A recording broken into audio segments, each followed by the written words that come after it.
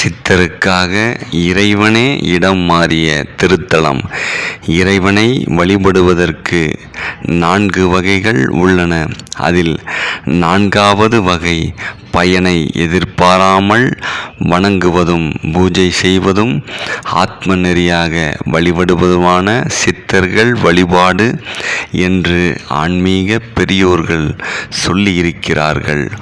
உலக வாழ்வை துச்சமென மதித்து சிந்தனை அனைத்தையும் சிவபெருமானின் மேல் வைத்தவர்கள் சித்தர்கள். அவர்களில் 18 சித்தர்கள் முக்கியமானவர்களாக போற்றப்படுகிறார்கள். அந்த 18 சித்தர்களில் ஒருவரான இடைக்காட்டு சித்தரால் ஏற்படுத்தப்பட்ட ஆலயம்தான் ஆதி சொக்கநாதர் திருக்கோவில்.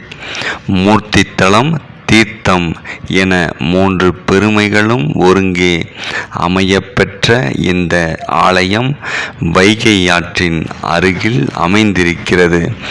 64 திருவிளையாடல் புராணத்தில் 56வது திருவிளையாடலாக வருவது இடைக்காடன் பிணங்கு தீர்த்த படலம். இந்த படலத்தில் இடைக்காடர் சித்தரின் பிணங்கை தீர்க்கும் வகையில் சோமசுந்தர கடவுள் தன்னுடைய இருப்பிடத்தை மாற்றிக்கொண்டு எழுந்தருளிய திருத்தலம் இதுவாகும்.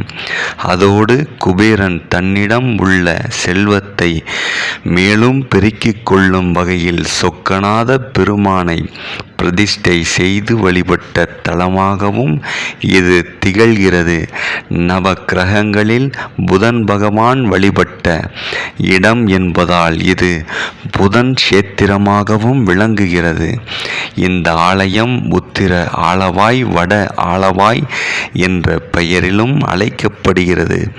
குபேரன், இடைக்காடர், கபிலர், சங்க புலவர்கள், மதுரையை ஆண்ட பாண்டிய மன்னர்கள், நாயக்க மன்னர்கள், எண்ணிலடங்காத சிவனடியார்கள் வழிபட்ட தலமே இந்த ஆதி சொக்கநாதர் திருக்கோவிலாகும். மதுரை நகரப் பகுதியில் அமைந்துள்ள இக்கோவில் பஞ்சபூத தலங்களில் ஆகாய தலமாக போற்றப்படுகிறது. இங்கு இடதுபுறத்தில் ஆதி சொக்கநாதரும் வலதுபுறத்தில் மீனாட்சி அம்மனும் எழுந்தருளி இருக்கிறார்கள்.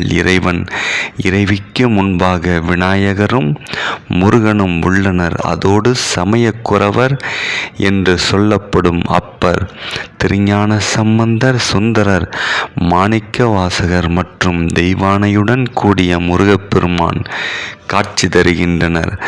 மூலவரின் கருவறையை சுற்றி வரும்போது இடைக்காடர் அமர்ந்த நிலையில் வீற்றிருக்கிறார்.